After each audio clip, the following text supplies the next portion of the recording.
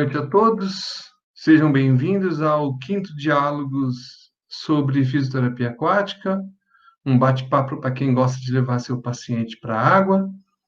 Nessa noite, a minha convidada vai ser a Ana Paula Lopes, do Rio de Janeiro. A gente vai fazer um bate-papo aqui sobre a saúde do idoso.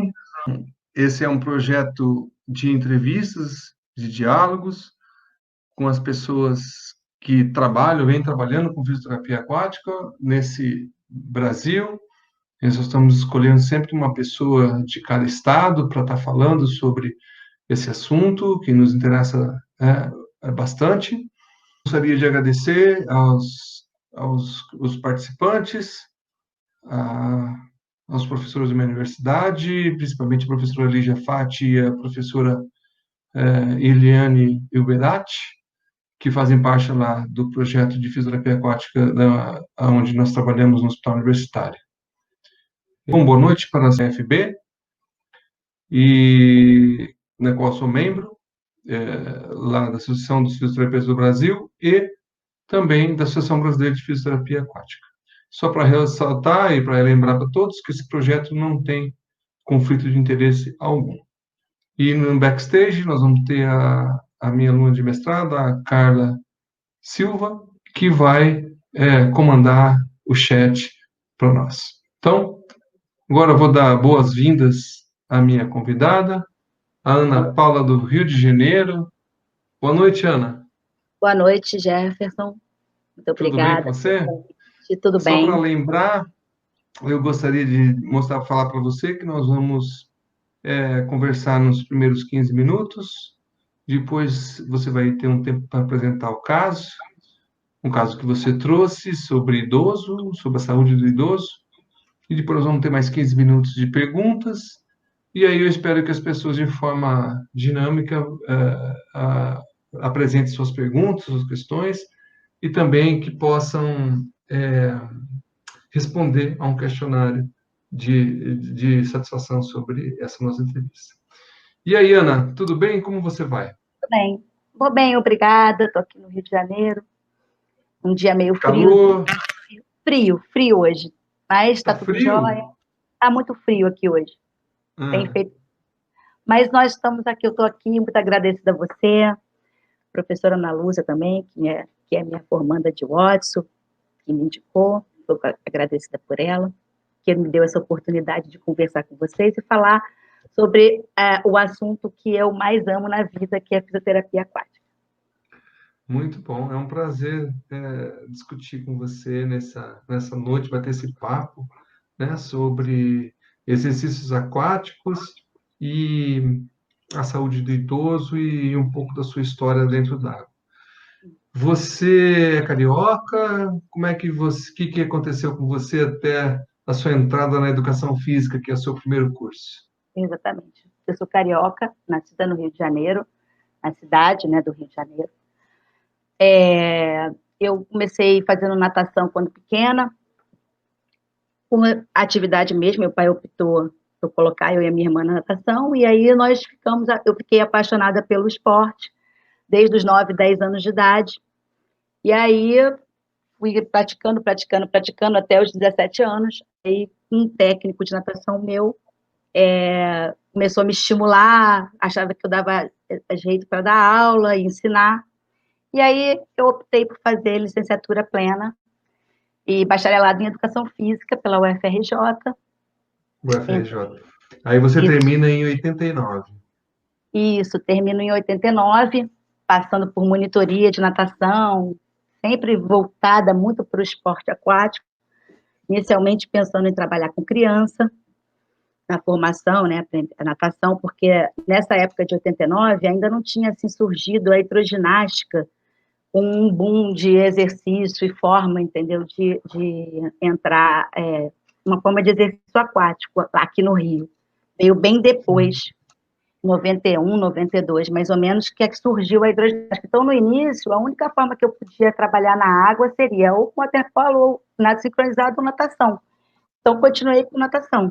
Fiquei até 89 trabalhando com natação. Aí, comecei a fazer um estágio, e fiquei trabalhando o tempo da faculdade toda dando aula de natação. Então, assim, eu entrei para a faculdade de Educação Física basicamente para trabalhar na piscina. Você foi trabalhar com a educação física, com a natação? Ou você... Em que momento que você decide, eu não quero mais educação física e quero pular para a fisioterapia? Foi exatamente no momento que começou a surgir para mim muitas clientes, né, crianças com problemas neurológicos. Síndrome de Down, uma criança com uma paralisia cerebral. Então, aí começou a aparecer esse paciente para mim. E na minha formação de educação física, eu tive pouco embasamento para trabalhar com essa clientela. Então, eu comecei a fazer pós-graduação em psicomotricidade, para tentar saber mais coisas sobre as patologias em si que afetavam aquelas pessoas.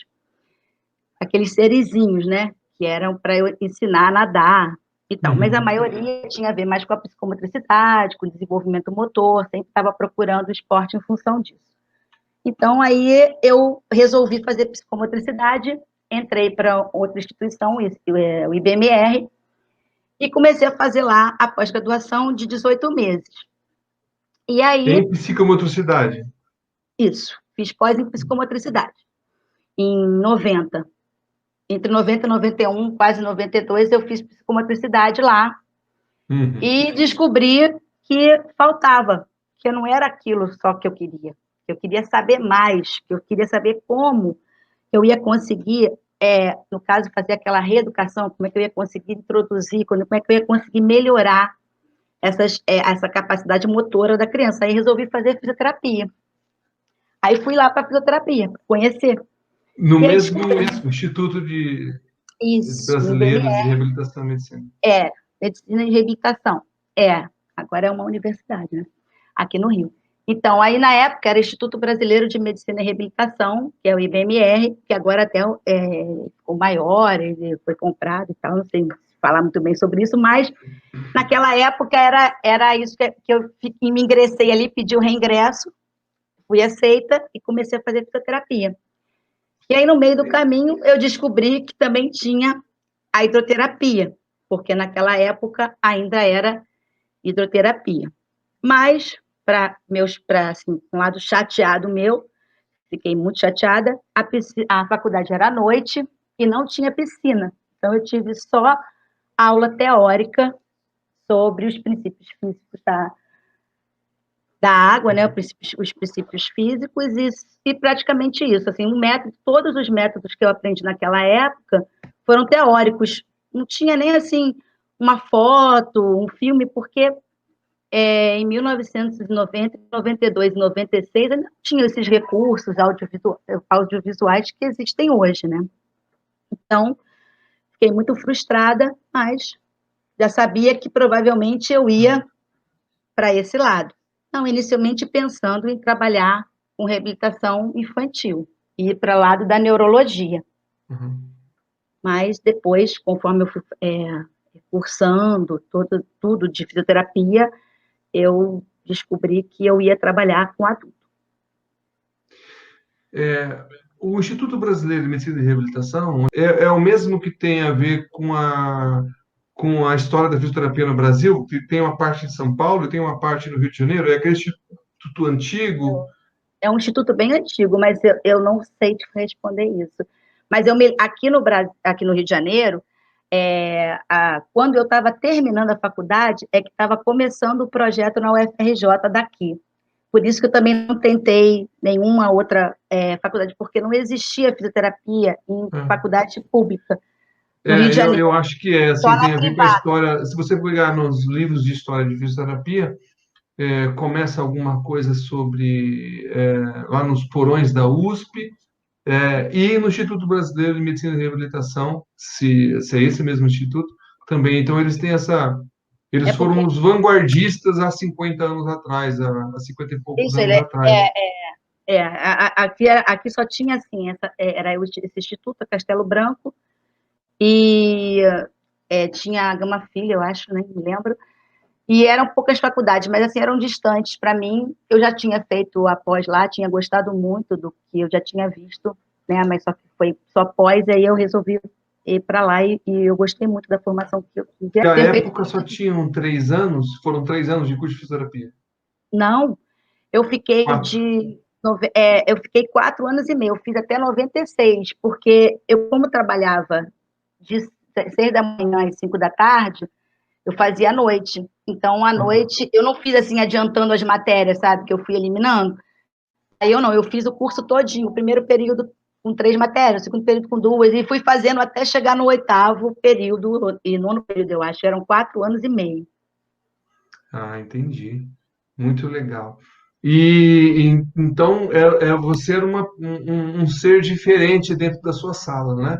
Porque você já era uma pessoa formada, já Isso. entendia muito sobre biologia de uma forma geral, já dava treino de natação e já participava né?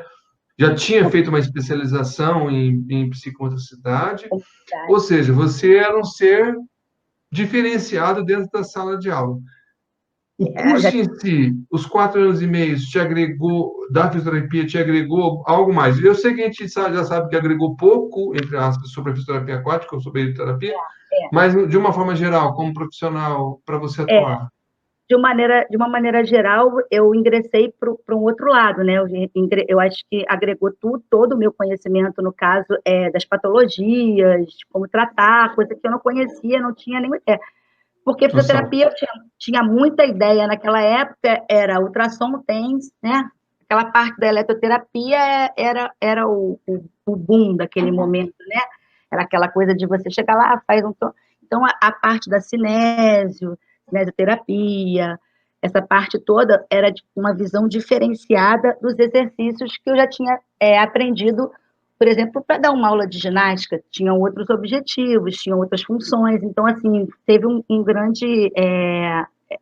foi muito importante, porque eu queria agregar de valor ao que eu já tinha de conhecimento, né? Alguém colocou aqui que deve ser o IBRM no Andaraí, é isso mesmo? Tem um instituto, eu ia falar isso, tem um Instituto Brasileiro de Reabilitação e Medicina, Instituto Brasileiro de Reabilitação e Medicina, é um centro Uhum. mas não tem faculdade, não tem ensino, é de atendimento esse. É, entendi. E você termina a sua a faculdade em 96? E aí, onde que foi o pulo do gato para que você começar a atender de fato na piscina pacientes, pessoas com alguma disfunção ortopédica ou neurológica? Isso, então, aí o que aconteceu? Eu saí de lá meio frustrada, né, porque eu não ia poder trabalhar na água, eu não me sentia, assim, ainda capacitada, porque eu não podia imaginar ter que pegar as pessoas e fazer esse exercício de fora d'água, do solo, dentro d'água, simplesmente, eu não achava que isso deveria ser o certo.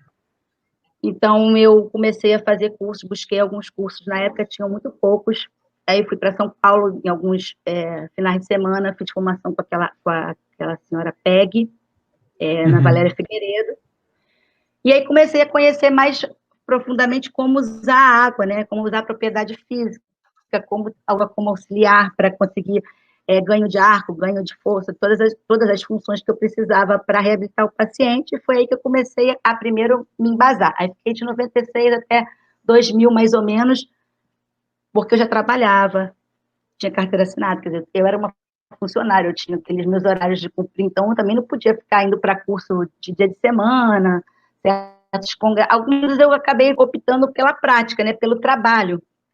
E aí, com isso, fiquei formada. Eu falei assim, primeiro eu preciso conhecer. Eu não vou pegar o paciente, botar na água e ficar lá, faz flexão. Eu falei, não, vou ter que saber do que se trata o trabalho dentro da água. E fiz isso.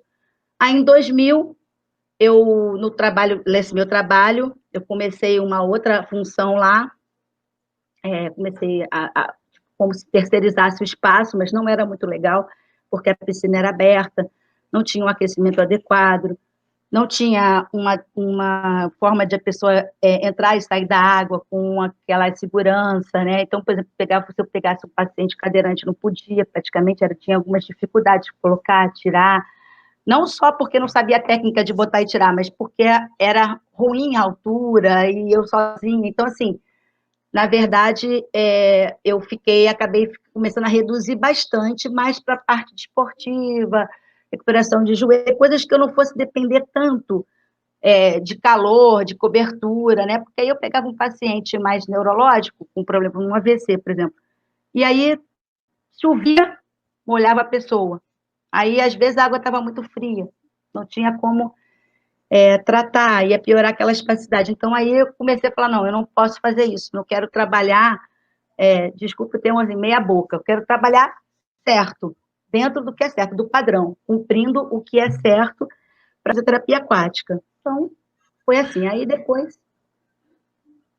Foi evoluindo. Então, já são 20 anos mais ou menos na estrada, né, Ana?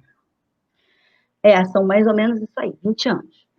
E aonde Trabalhando. que veio o pulo do gato para trabalhar com idosos, especificamente, onde você gosta hoje bastante de atuar? Então, Ou tem bastantes pacientes sobre que isso?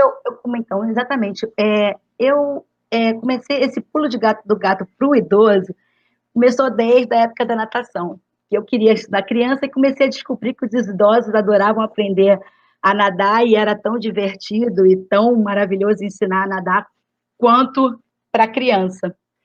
E aí, quando eu comecei a fazer fisioterapia aquática, eu percebi que eu poderia trabalhar em muitas frentes, né? Eu não Uhum. precisaria trabalhar só com o neurológico, eu poderia trabalhar com o neurológico tratando uma lesão ortopédica, eu poderia até, vamos supor, tinha um AVC, trabalharia o AVC, mas se ele quebrasse o pé, eu teria que trabalhar a fratura dele também. Então, assim, eu comecei a ver que ele era um paciente com diversas opções de tratamento. Então, assim, eu Uhum. gostei muito de trabalhar dessa forma. Foi aí que eu fui começando a ir para o lado do idoso. Não só pelo Muito, idoso, sim, mas pelas oportunidades de variedade de reabilitação. muito interessante. Eu também tenho esse lado. Fui procurar fisioterapia por causa do esporte, e eu estava na dúvida se fazia educação física ou fisioterapia. Acabei optando pela fisioterapia, sem saber o que era fisioterapia. Eu achava que fisioterapia era o cara da educação física que tratava as pessoas, Isso, né? da Era mais, patologia. né? Eu achava isso. Então, era um nadador, como você. A minha opção não foi educação física, eu não sei por quê, porque no segundo colegial eu prestei para educação física, eu queria educação física. Imagina, deve ter lido, alguém me falou alguma coisa, né? Na verdade, eu sei, foi uma influência da mulher de um técnico meu que tinha uma escola especial em Bauru. E aí eu vi o fisioterapeuta trabalhar, e aí eu disse, fisioterapia, faz isso, né? Interessante, acho que eu vou trocar educação física. No terceiro colegial eu presto para fisioterapia. Mas tem essa característica como nadador. E ao invés, não tive nada na faculdade com fisioterapia aquática. Mas no último ano eu recebo uma proposta de um professor dizendo que havia uma academia que queria que as pessoas trabalhassem na água, né, com doenças respiratórias. Eu disse, poxa, eu gosto de doenças respiratórias, eu fui estagiário aqui de um professor que já faleceu, então, eu entendo de exercício respiratório, vou fazer isso lá na academia, porque eu entendo de natação, gosto de nadar. E aí, né, exercício respiratório com o paciente eu sei, então só falta aplicar isso aí. Sei. Na verdade, não aconteceu nada disso, meu primeiro paciente foi um lesado medular. E aí foi, e aí começa a história. É bem similar com você. Mas aí, na sequência, eu tenho um projeto de idoso. Eu entro na universidade e tenho um projeto de idoso. Então, o caso que você vai mostrar hoje vai me lembrar bastante da época que eu trabalhava com idoso nesse projeto multidisciplinar. Me adaptei muito no trabalho com o adulto, da maneira que a relação, do carinho, da maneira que a gente conversa, que a gente Uhum. troca experiência. Então, assim, realmente não tem, assim, não é que eu amo criança, mas assim, eu comecei a ficar mais apaixonada ainda dessa parte. E o Muito bom. idoso, ainda mais ainda, porque a criança você educa, né? Quando a pessoa perde alguma coisa que ela precisa reabilitar, ela tem que voltar tudo de novo. Então, é como se a gente fosse educar novamente. Todos aqueles gestos até a pessoa fazer uma boa marcha, ter uma boa vida, fazer uma boa mobilidade, conseguir trocar, fazer as suas atividades de vida diária, que são coisas pequenas, mas que só são importantes no momento que a pessoa perde, né? Então, é algo que me dá a minha Isso. felicidade de trabalhar. Bom, vamos para a segunda parte, Ana? Eu escolhi essa paciente, de muitas que eu já tive, porque ela foi uma pessoa especial para mim, né, como paciente. Por quê? Ela era uma senhora, sexo feminino, 85 anos, ela era professora, era aposentada, e ela tinha Alzheimer confirmado, né, diagnosticado desde 2011. Quando ela chegou na clínica para ser avaliada por mim, ela chegou de cadeira de roda, né? Então ela começou a ser avaliada por mim em 2014, com um estágio de 2 para 3 de Alzheimer, então ela era uma pessoa bastante dependente. E essa procura, ela não veio porque ela possuía Alzheimer, não era o fator neurológico, era o fator fratura de fêmur. Ela simplesmente levantou da cama, já acometida da própria doença, e ela cai e sofre uma queda e fratura, e precisa fazer uma artroscopia de quadril. Né? E aí ela fez fisioterapia domiciliar por bastante tempo, uns 2 anos, porque ela fraturou em 2012 e chegou para ser avaliada por mim em 2014. Então, ela fez fisioterapia domiciliar durante muito tempo e quase não estava tendo resultados. E aí ela resolveu procurar a hidroterapia como um novo recurso de melhora, não assim com o objetivo de marcha total, então, mas de melhora para o quadro dela em geral, que era, no caso, bem debilitado. Então, em 2014, quando eu a avaliei, ela chegou para mim de cadeira de roda, então, ela veio acompanhada da filha e de uma acompanhante. Então, comecei a conversar com ela, fiz várias perguntas, usei algumas escalas específicas de vida diária, fiquei perguntando, mas ela praticamente não me respondia. Todas as respostas praticamente vieram da filha.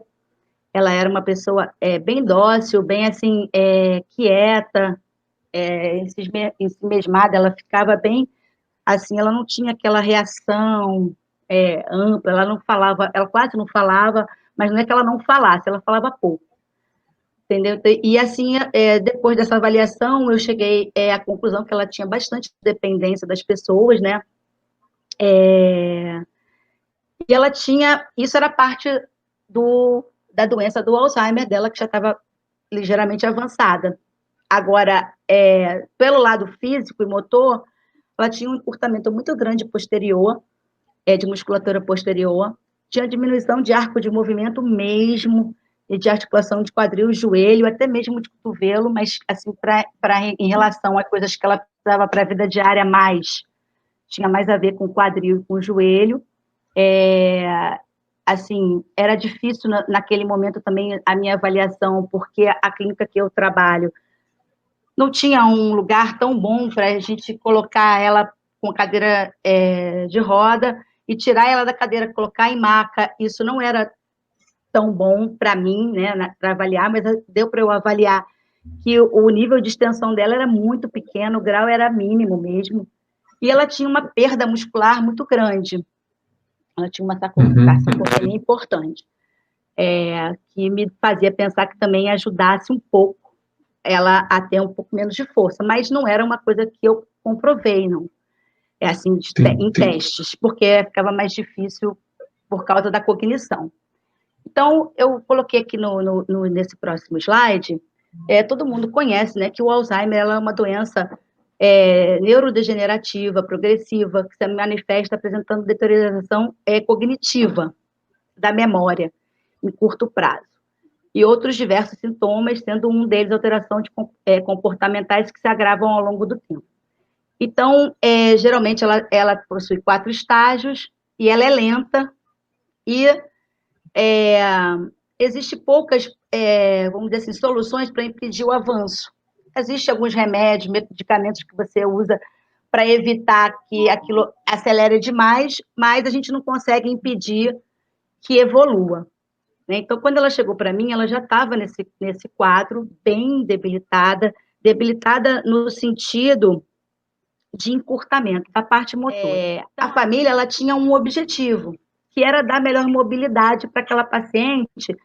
Não é que ela quisesse que ela saísse da cadeira de roda e saísse andando, saltitando, não era isso. O que eles queriam é que aquelas pessoas que tomavam conta dela praticamente o dia inteiro, tinha 3 acompanhantes, era uma família que tinha condições, ela tinha 3 acompanhantes que se alternavam durante a semana e final de semana, ela era muito bem cuidada, e assim, ela queria que ela conseguisse ajudar um pouco aquelas pessoas, para não ficar aquela coisa sobrecarregada, né, de peso e tal.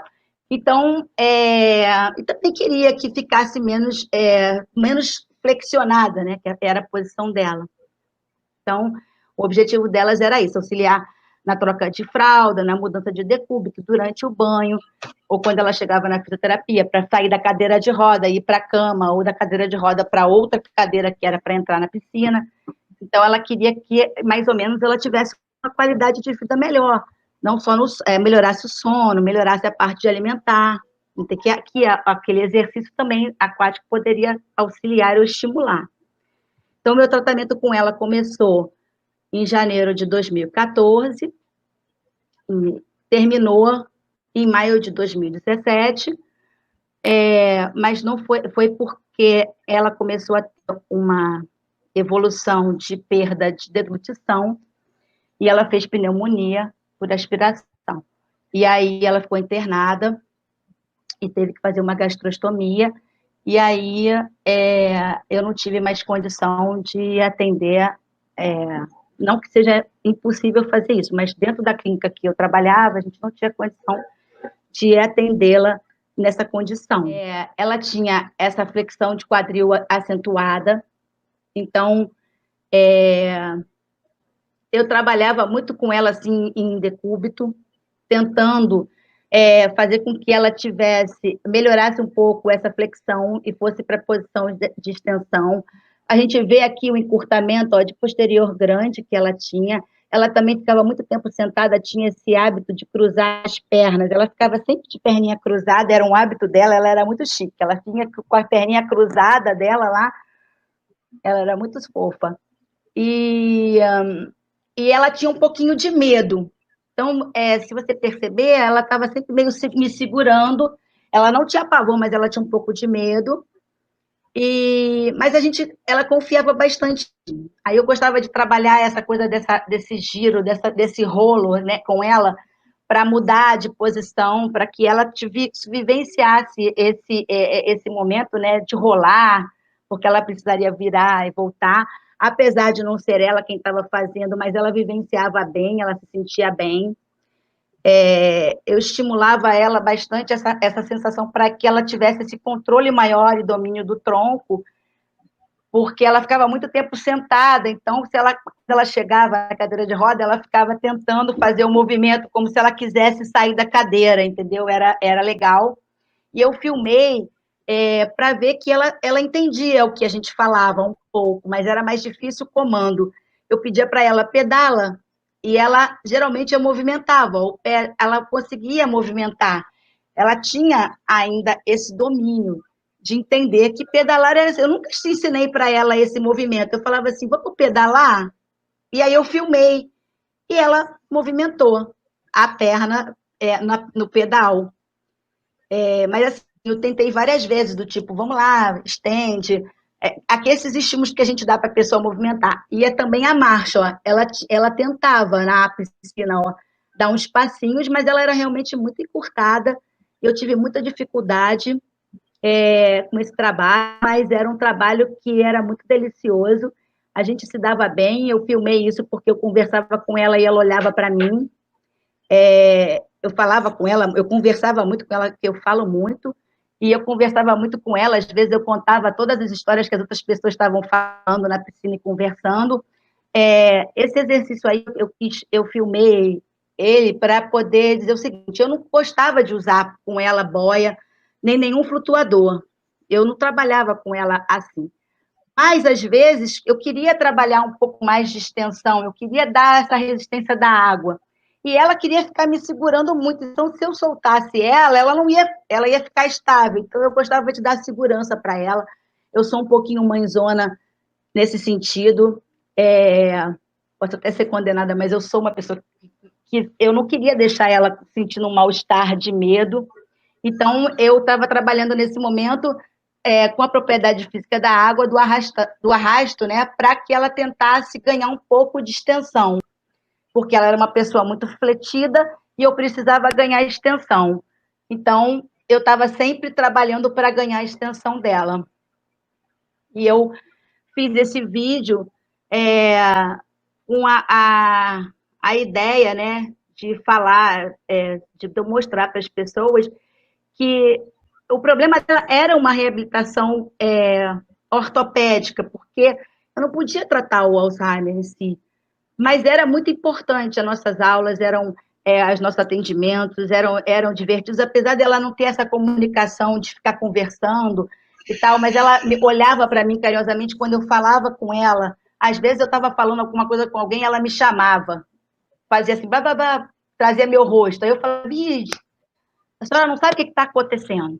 Aí eu contava para ela toda aquela história que a outra pessoa tinha falado e ela ficava me olhando e estava tudo certo. E a gente continuava o nosso tratamento. Eu usei muitos exercícios de algumas técnicas específicas em separado, né? Então, pegava lá um pedacinho do ósseo, botava ali, vou fazer isso com o objetivo de melhorar o arco. Vou fazer essa técnica para melhorar a mobilidade do quadril. E ia trabalhando assim, e com isso a gente foi avaliando que realmente deu uma melhorada na mobilidade, que ela conseguia já trabalhar esse domíniozinho de tronco, né? A gente avaliou, e eu sempre tinha o feedback da família, a família sempre conversava comigo, inclusive as meninas. Ela era uma paciente super hiperassídua, não faltava, a não ser que tivesse um extremo frio ou chuva, porque ela ia a pé de cadeira de roda. Então, e aqui raramente acontece extremo uma coisa ou outra, mas pode acontecer. Então, assim, elas iam sempre, as cuidadoras investiam muito na ida lá, e elas ficavam lá, não era iam para depois ficarem fazendo outra coisa, porque elas sentiam, quando ela chegava, que eu às vezes ficava um pouco frustrada, porque a fisioterapeuta tem isso, né? A gente trata, de repente a gente se frustra. E aí eu falava para ela, poxa, mas ela falou, Ana, quando ela chega em casa, a gente bota ela na cama, ela fica, dobra, estica a perna, ela fica lá, ela fica pedalando.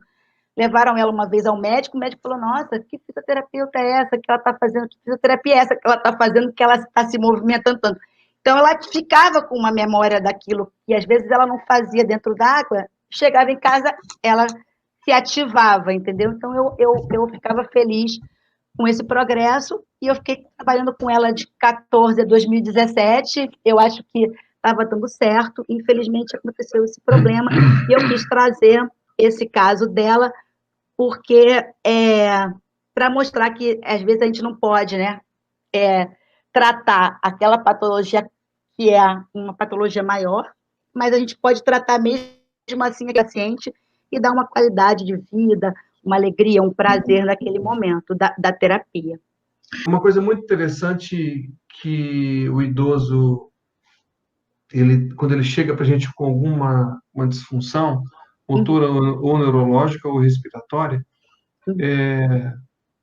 a grande sacada assim é que eles nos desafiam de uma tal maneira que você não encontra a resposta nem em livros, nem em artigos de como que você vai montar a sua sessão de 45 minutos ou uma hora numa lógica que desafia qualquer referência, qualquer livro, né?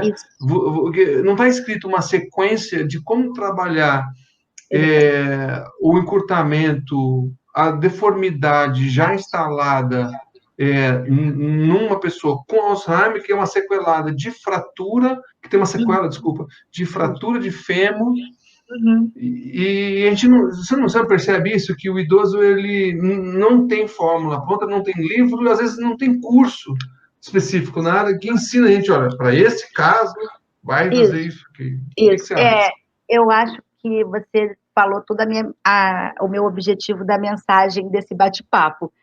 Porque quando você se propõe a aprender uma técnica determinada, né, um método, você vai lá e faz aquela coisa no seu colega, que não tem problema nenhum, ele não tem um encurtamento a esse nível, né, nem uma espasticidade àquele nível, E quando você vai aplicar aquilo ali que você pensou, vou ganhar esse arco de movimento fazendo essa técnica. E aí você faz e a técnica nem anda. Por exemplo, eu queria arrastar ela, eu sei fazer isso e arrastar e fazer uma extensão, mas o grau de encurtamento dela era tal que o movimento era mínimo, era até imperceptível. Se tivesse mais bem filmado assim de cima, talvez desse para ver. Eu concordo com você em gênero, número e grau. Às vezes a gente não tem aquela fórmula, a gente estuda, a ciência é soberana, isso aí é fato, né? Porque senão a gente também não teria uma fisioterapia aquática tão forte hoje em dia, porque ela é reconhecida através dos seus testes, das suas pesquisas, mas a gente também, na hora de praticar, é que a gente encontra essa dificuldade maior, porque às vezes a gente vem com uma receita qualquer e o protocolo não funciona, e você tem que se criar, e você tem que se repensar, e você tem que raciocinar rápido, porque a sessão você não vai ficar só naquilo ali. Aquilo ali, só em extensão. Você tem que mobilizar, você tem que levantar, você tem que flexionar, você tem que, né, você tem que fazer tudo, e aí, pessoa, não, isso não está dando certo, vamos fazer aquilo, e é raciocínio clínico, e é vivência, e é o dia a porque assim, dia. ó, se a gente for pensar, se a gente for muito teórico e pragmático, se a gente fica muito teórico, a gente fica muito pragmático. E aí o nosso pragmatismo vai chegar num ponto de dizer o seguinte: será que uma pessoa sarcopênica, quiçá, talvez, muito osteoporótica, e vamos falar que ela está bem osteoporótica pelo quadro que ela apareceu. Mas tem osteoporose, a descarga de peso não acontece dentro da água, então a água, para isso, não funciona. Então, eu estou sendo pragmático. Mas o ponto é que ela está indo para a água, não é para recuperar os osteoblastos e fazer com que os osteoclastos voltem a fazer a remodelação. A remodelação. Ela está voltando para fazer uma atividade de vida diária, uma atividade, um exercício, alguma mobilização, que não é o objetivo primário melhorar a qualidade óssea, e sim melhorar a qualidade muscular, que tecnicamente parece que é muito mais salutar e sensível quando na hora que a gente vai num ambiente que a piscina está quente, a gente está fazendo uma termoterapia de 40 minutos, 45 minutos, a temperatura está alta, e, consequentemente, estou mobilizando com menos dor. Então, a gente tem que tomar cuidado com esse pragmatismo, às vezes, teórico, e pensar que a gente está pensando, e olhar lá na frente, olha, eu estou melhorando a qualidade de vida, estou melhorando como ela senta, estou tentando melhorar, tentar fazer uma coisa à extensão. Você não acha isso, não? Quer dizer... Eu acho isso, sim. Eu tenho certeza. Por exemplo, uma coisa que eu me preocupo muito, porque eu trabalho com um idoso até em grupo, né? Eu trabalho com grupos de idosos que não estão preparados nem para hidroginástica e nem precisam de um tratamento tão direcionado. Então, eu converso muito com elas, às vezes eu brinco. A gente tem que trabalhar, mobilizar muito a abdução, porque eu fico preocupada se um dia a gente precisa de usar fralda, a gente precisa que alguém ajudar alguém, a gente precisa levar o quadril, a gente precisa fazer a abdução. E a gente, então eu sempre brinco, vamos trabalhar. E essa senhora, eu tinha essa dificuldade, porque eu conseguia fazer, a abdução dela era um grau muito pequeno. Então era muito difícil. Você imagina, trocar fralda é difícil. Então, eu sempre me preocupei muito com essa coisa do dia a dia, entendeu? Com essa qualidade, porque se ela é difícil trocar, às vezes você não quer trocar, e aí com isso vai piorando infecção e outras coisas. Então, assim, eu trabalhava muito para tentar, pelo menos, ganhar algum pouquinho de mobilidade para ajudar nessa função também, que também é de vida diária, porque era a realidade dela, ela tinha que usar, não tinha condição de não ser desse jeito. Então, eu creio nisso que você falou, com certeza. Não é só a marcha que a gente tem que reabilitar, né? A vida da pessoa naquele momento que seja da melhor maneira possível. O que a gente tem que pensar também, assim, é perguntar para a família, sim, família responsáveis, o que vocês desejam de fato com exercício na água? O que vocês, lá daqui 3 meses, a curto prazo, e daqui a um tempo, daqui a um ano, vocês esperam Ok, então acho que isso faz parte da avaliação do fisioterapeuta em casos assim, ou qualquer outro caso, sim, que requer mais cuidado. O que Uhum, você espera?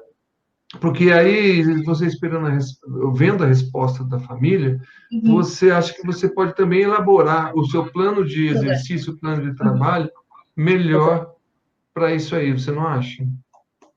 Acho, exatamente, era um dos meus tópicos para falar aqui, porque desse caso, né, toda vez que eu faço avaliação, eu sempre pergunto, o que te incomoda, como eu posso te ajudar? Qual é a sua reclamação maior, né? Qual é o ponto que está te incomodando? É a dor? É a falta de mobilidade? É a fraqueza? É o desequilíbrio? Né? Isso em qualquer idade, né? Mas nesse caso eu não podia nem perguntar para ela, porque, logicamente, que eu me dirigi a ela, inicialmente. Falar, como a senhora vai? O que a senhora está sentindo? Não obtive resposta. Então, eu tinha que perguntar para quem?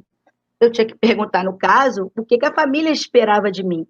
Até porque, quando ela chegou para mim, ela já estava numa condição, ela não chegou para mim no pós-cirúrgico. Se ela tivesse chegado para mim no pós-cirúrgico, eu trataria de uma maneira. Se ela chegou para mim 2 anos depois da queda. Então, o que eu podia saber o que, que eu posso fazer A deformidade já estava instalada há já estava muito tempo. instalada. Já estava instalada. Eu não tinha mais certas coisas. Eu falei, olha, eu não sei, eu vou tentar o máximo. Eu vou ganhar o que eu puder. A água vai auxiliar também, mas ela não vai fazer um milagre Eu, de voltar a ser é, igual. eu sempre gostei de casos difíceis, viu, Ana? E sempre chegavam para mim casos difíceis quando eu atendia. A universidade não tinha ainda a piscina e eu atendia no meu segundo emprego, que era numa academia.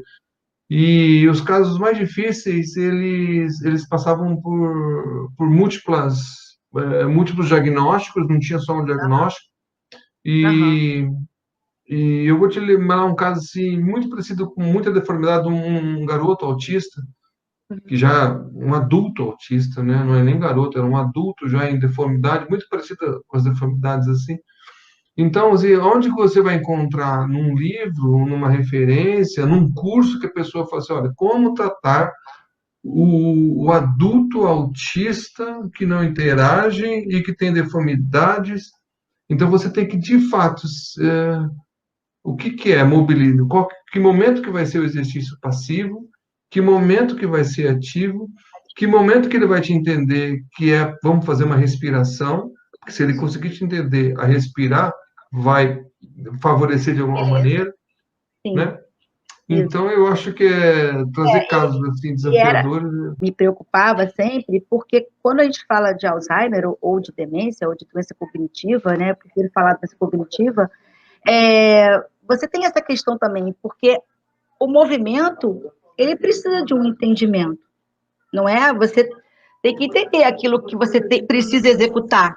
E Uhum. nesse caso, muitas vezes, se você for pensar, talvez não vai. Alguma pessoa pode falar, não vale nem a pena tentar, porque ela não vai me entender, mas na verdade ela entendia. Mas o problema entre entender e executar, existia uma falha, que não era dela, era do sistema nervoso, né, E central dela, o problema neurológico. Então, assim, eu não desisti. Falei, não, eu vou conseguir, eu vou tratar, eu vou dar muito amor e vamos embora, vamos tentar fazer com que ela no, consiga pequenininho assim e vamos lá que vai dar certo. E eu acho que deu certo. Ela tá, graças a Deus, ela tá aí com 91 anos ainda, tá bem, recebi a foto. no evento desse final de semana do Congresso de Fisioterapia Aquática Internacional, Uhum. no Não, sábado foi muito interessante. Eu gostei muito na palestra de sábado do Bruce Becker, o americano, sim, do livro, né, Terapia Aquática Compreensiva. Ele mostrou resultados de alguma, e ele gosta bastante, ele não atende, óbvio, ele é médico, mas ele sim. estuda bastante as pesquisas que são feitas com imersão.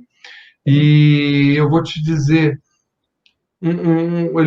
ele mostra um caso de um outro médico, que o outro médico, um vídeo dizendo sobre o efeito do exercício sobre a memória, sobre a cognição, e traz um paciente com Alzheimer para o atendimento. E aí no vídeo, ele apresentando o vídeo, foi muito interessante, porque ele, né, ele começa a interagir pouco a pouco, e ele provando que a água, de fato, provoca essas reações na memória e na cognição. Teve uma hora que ele fala assim, vamos mergulhar, ele segura na barra, eu quero que você mergulhe e conte até 15, como se fosse uma dupla tarefa. Aí ele solta um cronômetro digital aqui na tela e filmando, depois ele editou, editado esses 15 segundos. Sim. E aí o senhorzinho não responde, ele simplesmente baixa a cabeça e o cronômetro solta. Quando deu 15 segundos, ele levanta, todo assim, nossa, ele não falou, né? Consegui fazer, né? Então, é mais ou menos isso, a recuperação, a memória, trazer essa memória de longo prazo, principalmente se alguém já entrou na água, isso facilita e muito, né? Vou acrescentar aqui na nossa conversa a Carla, e ela vai... Tudo bem, Carla? Boa noite. Oi, Carlinha, boa noite. Boa noite a todos. Eu acho que você deve ter algumas perguntas da nossa audiência aqui. Nós vamos começar pela pergunta da Lígia. Ela perguntou qual a frequência de atendimentos oferecido para essa paciente. Isso. Ela ia à clínica 2 vezes por semana e ela fazia de 35 a 40 minutos da sessão, que era o tempo que ela aguentava. Tá. Porque ela... E como ela realizava a entrada e a saída da piscina? Vocês têm alguma escada na borda da piscina? Isso, lá na piscina a gente tem uma roldana que traz a cadeira, a gente tem uma cadeira higiênica adaptada de fibra. Então ela entra com aquela cadeira, com a roldana, eu vou segurando, e depois ela sai da mesma forma. A gente não tem um elevador, mas a gente tem essa cadeira adaptada que desce e coloca ela na piscina. Ela descia assim. E ela pergunta também se teve alguma lesão dermatológica limitante para a entrada da água no período. Ela nunca teve problema dermatológico e também nunca tive problema em relação à incontinência. Ela era certinha, nunca aconteceu dela ter algum problema de incontinência porque ela usava fralda. Eu cheguei a falar isso no meio da palestra. Então, assim, nunca tive problema, intercorrência nenhuma com ela.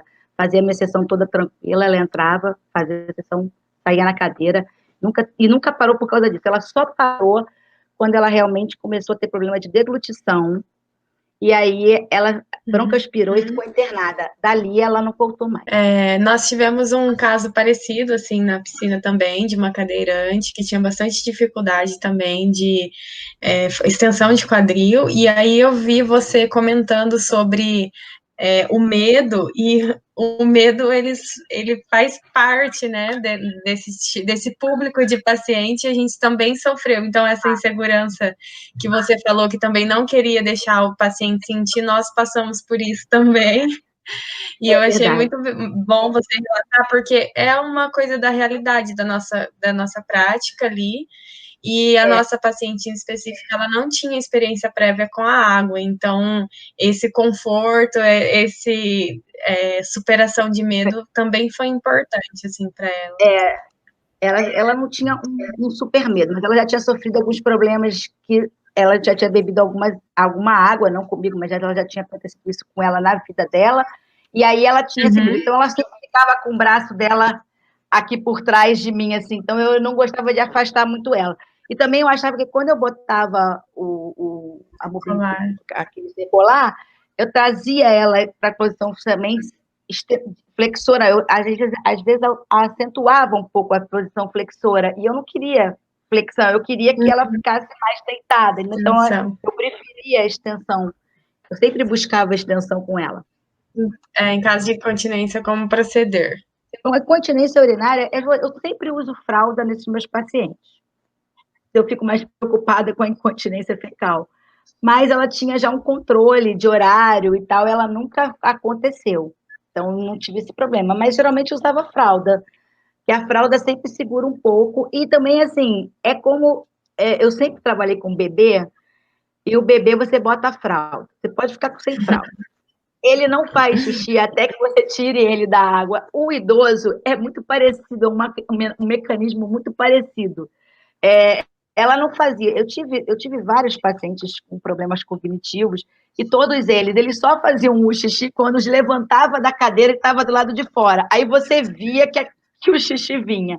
Mas dentro d'água não tinha saída, eu tenho certeza absoluta que não ia. O tempo até era curtinho, a piscina não é tão fria também, é bem quentinha, e dá para eles segurarem aqueles 30, 35 minutos. O efeito no rio não é também tão forte assim, que estimule tanto, né? Então, acho que dá para aguentar um pouquinho, sim. Mas eu sempre protegi com fralda, sempre. Assim, só respondendo, também ajudando a pergunta da Dominique, que no passado a incontinência urinária ela era contraindicada. Se você pegar os livros da Duffield, reescritos pela Skinner, pela Thompson e pela Skinner, elas reeditaram os exercícios de Duffield, naquele livro de capa verde, eu acho que a Ana vai lembrar, os mais novos acho que não vão lembrar. Eu tenho esse livro. E lá estava escrito, provavelmente está escrito lá que, nossa, é super contraindicado. Todos os cursos que eu já fiz é contraindicado. Mas, na verdade, a piscina tem proteção química o suficiente para a urina, e a urina não é o problema para comprometer a piscina, entendeu? Lá na clínica a gente faz testes de água da piscina de 6 em 6 meses, que eu acho que já é recomendado pela saúde pública, né? E aí a gente nunca teve problema de problemas da água por conta de urina. E a gente usa o cloro, o pH usado na medida certa, já é o suficiente para a gente não contraindicar. Senão a gente começa também a não poder tratar o idoso de uma forma meio neuropediatria. Realmente, se tivesse uma incontinência fecal, a gente ia ter que parar a piscina, interditar, tratar uns. Eu vou te falar, Ana. Mas nunca aconteceu comigo. Eu vou te falar que com 30 anos de experiência atendendo paciente na água, eu vou te dizer que apenas uma vez aconteceu a incontinência fecal. Uma vez em 30 anos. E 2 ou 3 vezes, eu acho que pior que a incontinência fecal é o vômito. Isso que já aconteceu umas 2 ou 3 vezes. Porque você não sabe se você vai catar o vômito para jogar, se você sabe o paciente. É uma loucura. Você não sabe se tem gente olhando. Aí você não sabe, você fica com vergonha. Aí você fica...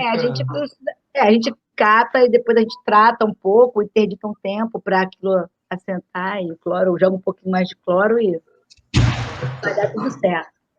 O importante é tratar. Tem muita gente dizendo aqui no chat que lembra dos exercícios do Duffield, né? A Clara, que participou a última vez, a Rogélia, diz que é livro dos primórdios. Né? Beijinho para todos que me prestigiaram. A Rogélia deve ser da nossa época, hein, Ana? Ela é minha colega de trabalho desde a era da educação física até agora. A gente trabalhou junto na educação física e agora a gente trabalha junto na mesma clínica. É isso aí. São 30 anos, são 30 anos de estrada, mas não conta com ninguém. A gente só tem 30 anos, entendeu? A gente nasceu nasceu dentro da água, né? A gente já nasceu no parto bem humanizado. Carla, tem mais uma pergunta do Ian. Gostaria de saber se durante o período em que a paciente esteve em tratamento foi perceptível melhoras qualitativas. Foi perceptível, mas foram coisas muito sutis que a gente conseguiu. Essa questão de, por exemplo, quando a gente conversava com ela, vamos levantar, a gente falava isso para ela, vamos levantar, ela fazia esse movimento.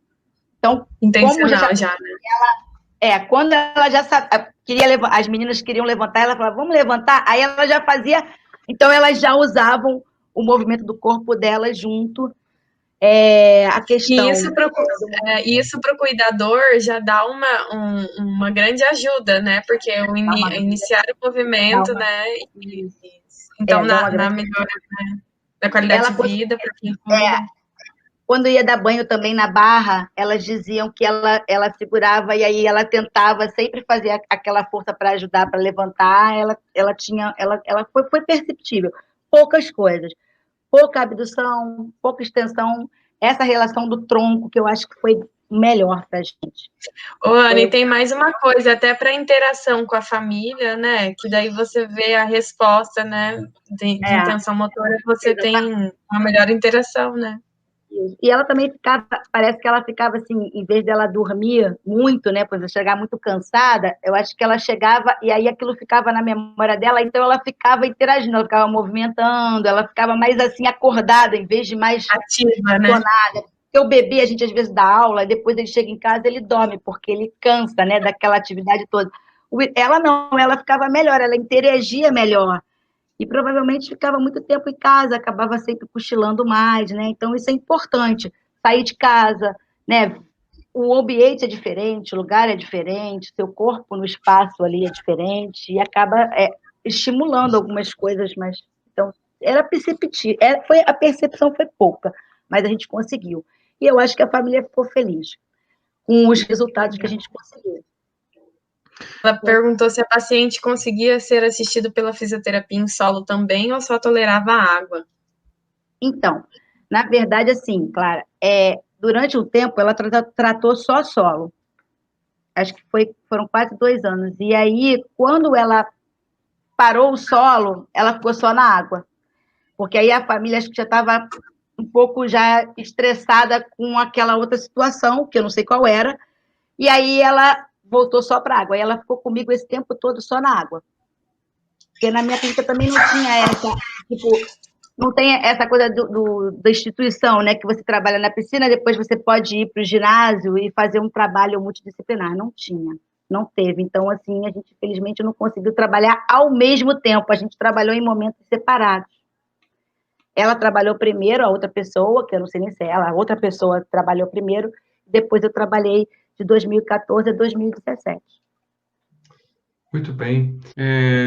Eu tenho 2 novos projetos de entrevistas, agora são outros 2,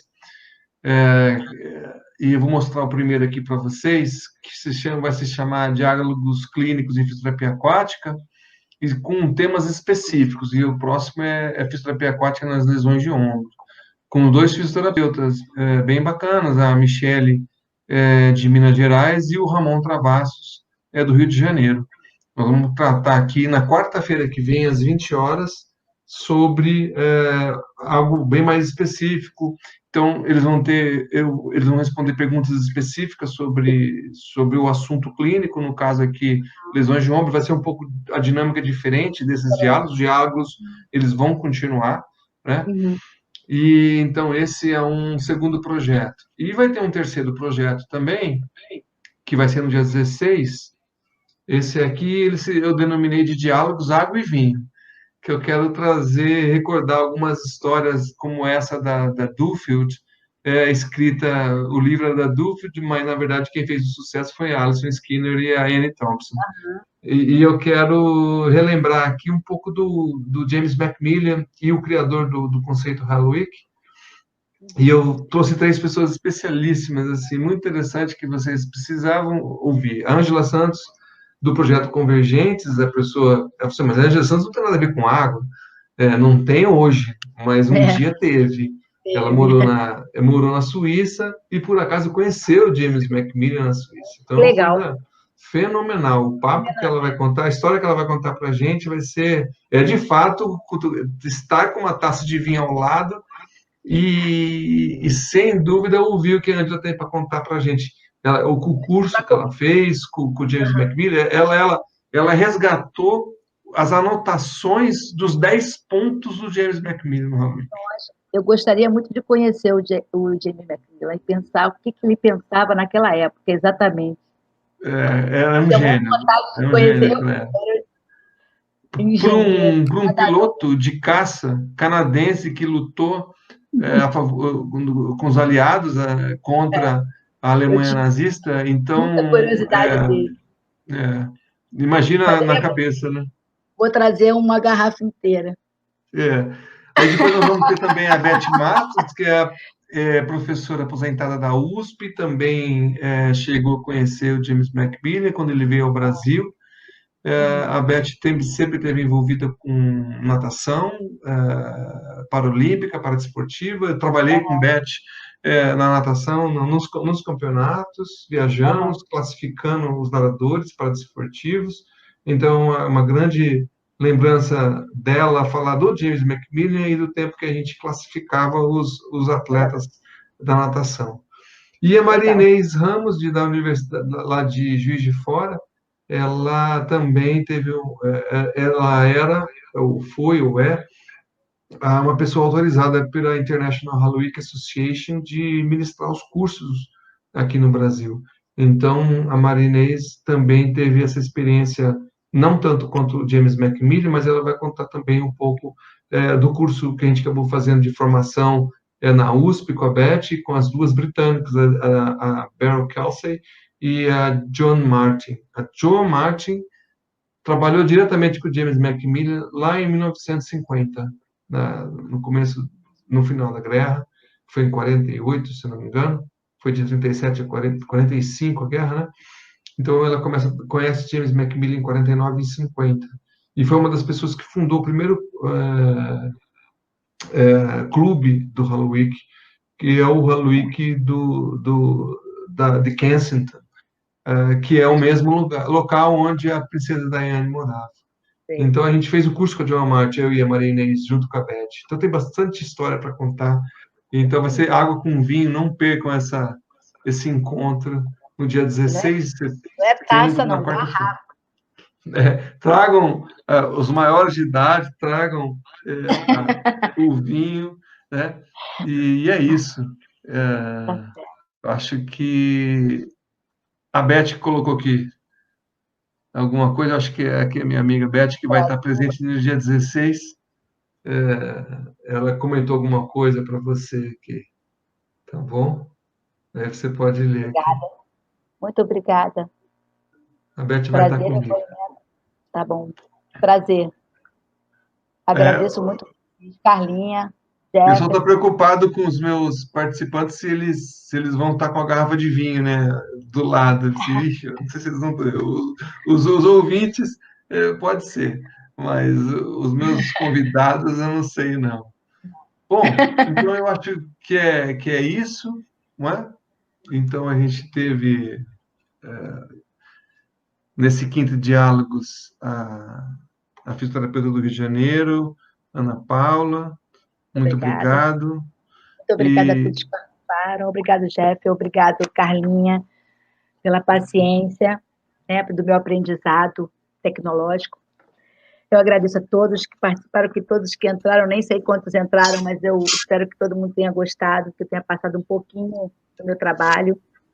E incentivar vocês, como eu sempre disse, plantar no coração a sementinha da fisioterapia aquática, e amar cada vez mais e trabalhar para o engrandecimento cada vez maior da nossa profissão. Isso, com certeza. Foi lindo, Ana, parabéns. Obrigada por compartilhar com a gente. Valeu, muito obrigado. Obrigado, Carla, boa noite a todos. Boa noite. Espero que tenham gostado e então até quarta-feira que vem. E o nosso próximo convidado, que vai ser no dia 8 de setembro, vai ser o professor da UNB, do Diálogos aqui de Fisioterapia Aquática, no dia 8 de setembro, o professor Josevan Leal, da UNB. Não percam, vai ser muito legal. Trabalhou com experiência com 10 anos no Sara Kubitschek e falando sobre o atendimento do lesado medular na perspectiva do Sara, quando ele trabalhou lá. Né? Hoje, atualmente, ele é professor na UNB. Muito boa noite. Valeu.